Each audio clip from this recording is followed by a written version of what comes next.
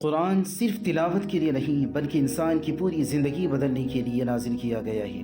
یہ بات مفسر قرآن حضرت علامہ سید نعیم الدین مراد آبادی رحمہ اللہ تفسیر نعیمی میں واضح فرماتی ہے، جو کہ شاگرد خاص ہیں شہنشاہ بریلی سنیت کی جان اعلیٰ حضرت امام احمد رضا خان رحمہ اللہ۔ پچھلے ہفتے ہم نے پارٹ 10 سماعت کی تھی، اب پارٹ 11 بسم اللہ کرتے۔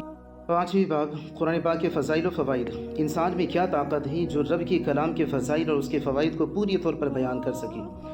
مسلمانوں کی واقفیت کے لیے چند باتیں اس کے فضائل کے متعلق اور چند فائدے بیان کیے جاتے ہیں۔ کلام کی عظمت کلام کرنے والے کی عظمت سے ہوتی ہے، جیسا کہ ایک بات فقیر بے نوا کے منہ سے نکلتی ہے، اس کی طرف کوئی دھیان بھی نہیں دیتا، اور اگر بات کسی بادشاہ یا حکیم یا پرائم منسٹر چیف منسٹر کے منہ سے نکلتی ہے تو اس کو دنیا میں شائع کیا جاتا ہے، اخباروں اور رسالوں میں اس کی اشاعت ہوتی ہے۔ غرض یہ ہے کہ کلام کی عظمت کا پتہ کلام والی کی عظمت سے لگتا ہے۔ اسی قاعدے کی بنا پر اندازہ لگا لو کہ قرآن پاک ایسا معظم کلام ہے کہ اس کے مثل کسی کا کلام نہیں ہو سکتا، کیونکہ یہ خالق کائنات مالک کل کا کلام ہے۔ مثل مشہور ہے کہ کلام الملک ملک الکلام، یعنی بادشاہ کا کلام کلاموں کا بادشاہ ہے۔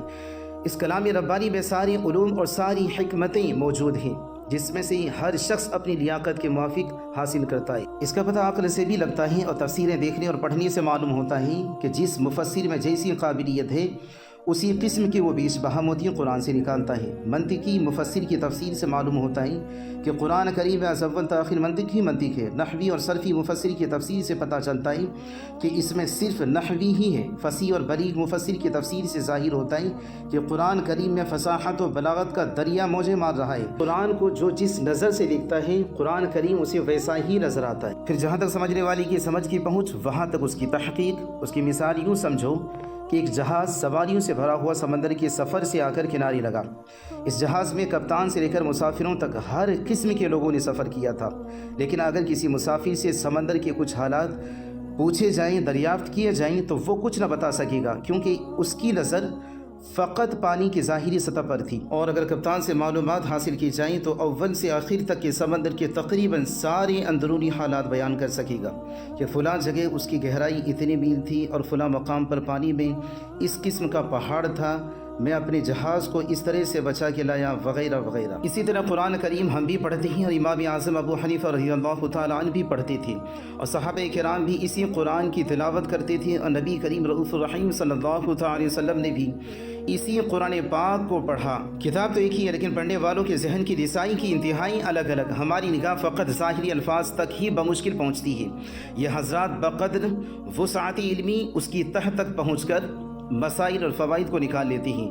بہقی شریف میں ہے کہ حضرت عمر رضی اللہ تعالیٰ عنہ نے حضور علیہ السلام سے 12 سال میں سورہ بقرہ پڑھی۔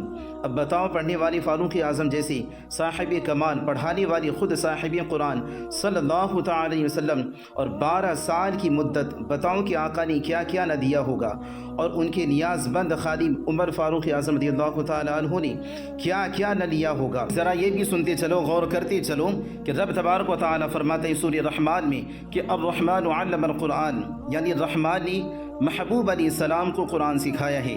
حضرت جبریل علیہ السلام تو فقط پہنچانے والے ہیں، سوچو تو کہ سکھانے والا رحمان اور سیکھنے والا سید الانس والجان، اور کیا سکھایا؟ قرآن نہ معلوم رب نے کیا دیا اور محبوب علیہ السلام نے کیا کیا لیا۔ تفسیر روح البیان میں ہے کہ ایک مرتبہ حضرت جبریل علیہ السلام قرآن کی آیت الف لام میم لے کر آئے۔ عرض کیا الف، حضور علیہ السلام نے فرمایا میں نے جان لیا۔ عرض کیا لام، فرمایا یقین کر لیا۔ عرض کیا میم تو فرمایا اس کا کرم ہے۔ جبریل امین کہنے لگے کہ حضور آپ نے کیا سمجھا اور کیا جانا؟ میں تو کچھ بھی نہ سمجھا۔ فرمایا یہ میرے اور رب کے درمیان راز ہے۔ اسی طرح قرآن کریم ہم بھی پڑھتے ہیں اور امام اعظم ابو حنیفہ رضی اللہ تعالیٰ عنہ بھی پڑھتے تھے، اور صحابہ کرام بھی اسی قرآن کی تلاوت کرتے تھے، اور نبی کریم رؤوف الرحیم صلی اللہ علیہ وسلم نے بھی اسی قرآن پاک کو پڑھا۔ اور یہ بھی بات اچھے سے سمجھ لیں کہ جبریل علیہ السلام حاوی وحی قرآن آیات کے لانے والے تھے، لیکن بعض آیتوں کی علوم اور حکمت خود جبرائیل کو بھی نہیں پتہ ہوتا تھا۔ ہماری اس عرض کرنے کا مدعا یہ ہے کہ کوئی بڑے سے بڑا عالم اور بڑے سے بڑا زبان دان قرآن پاک کے متعلق یہ خیال نہ کریں کہ میں نے اس کی حقیقت کو پا لیا۔ قرآن پاک ایک ایسی علم کا سمندر کا کنارہ ہے، جتنا جس کا برتن اتنا وہاں سے وہ پانی لے سکتا ہے، لیکن کوئی نہیں کہہ سکتا کہ میرے کوزے میں سارا سمندر آ گیا۔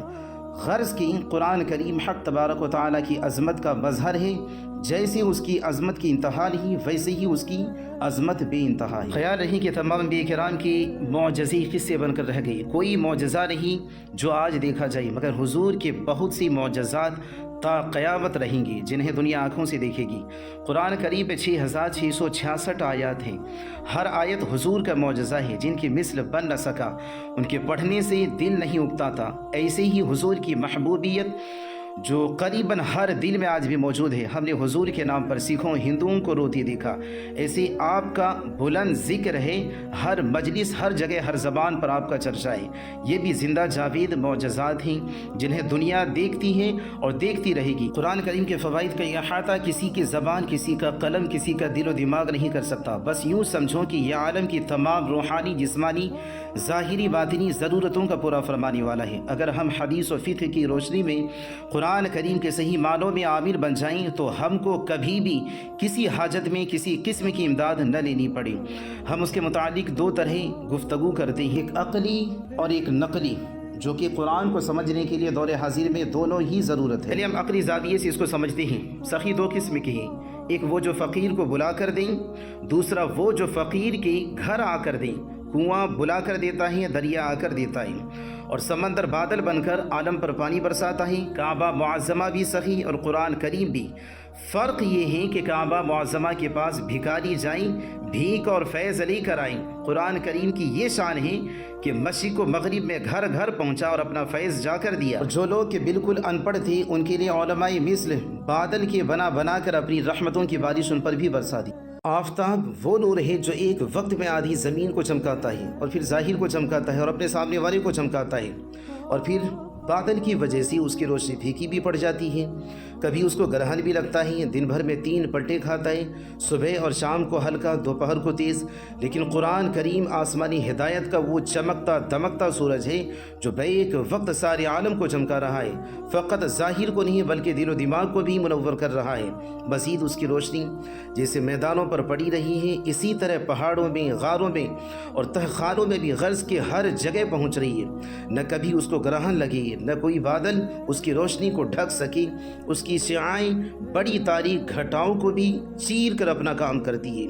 اسی لیے رب تبارک و تعالیٰ نے قرآن مجید میں قرآن کے بارے میں فرمایا کہ وَأَنزَلْنَا إِلَيْكُمْ نُورًا مُبِينًا۔ آج ہم لوگوں نے اپنی بے علمی کی وجہ سے قرآن کریم کے فیوز و برکات کو محدود سمجھ رکھا ہے، اس کا حد بنا دیا ہے۔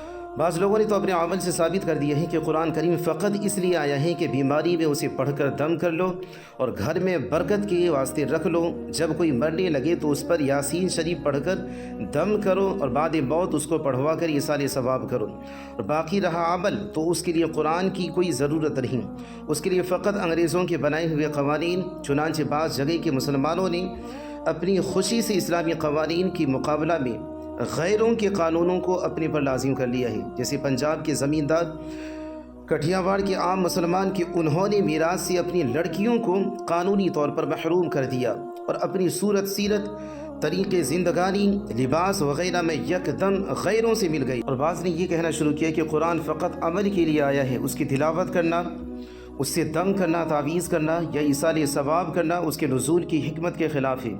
قرآن عمل کے لیے اترا ہے، نہ کہ طبابت اور چھو منتر کے لیے۔ وہ کہتے ہیں کہ قرآن پاک ایک نسخہ ہے، نسخے کے فقط پڑھتے رہنے سے شفا نہیں ملتی بلکہ اس کو استعمال کرنا چاہیے۔ یہ وہ خیال فاسد ہے جو پڑھے لکھوں کے دماغ میں بھی گھوم رہا ہے۔ مسٹر عنایت اللہ مشرقی اور ابو الاعلیٰ مودودی اور کچھ عوام اسی چکر میں ہیں، مگر خیر سے عمل وہاں بھی غائب ہے۔ عمل کا فقط نام ہی نام ہے، یا اگر عمل ہے تو ایسا اندھا جیسا مسٹر عنایت اللہ مشرقی نے اپنے خاک ساروں سے کرا کر صدہا کو موت کے گھاٹ اتروا دیا اور خود معافی مانگ کر خیریت سے گھر آ بیٹھی۔ دوستو یہ بات یاد رکھیں کہ جس طرح ہم اپنے مال اور بدن کے اعضاء سے بہت سی کام لیتے ہیں، کہ آنکھ سے دیکھتے بھی ہیں، روتے بھی ہیں، اس میں سرما لگا کر زینت بھی حاصل کرتے ہیں، ہاتھ سے پکڑتے بھی اور مار کر روکتے بھی ہیں، زبان سے کھاتے بھی ہیں، بولتے بھی ہیں، کھانے کی لذات اور اس کی سردی گرمی بھی محسوس کرتے ہیں، اور ایک ہی پھونک سے گرم چائے بھی ٹھنڈی کرتے ہیں، سردیوں میں انگلیاں بھی گرم کرتے ہیں، آگ جلاتے بھی ہیں اور چراغ بجھاتے بھی ہیں۔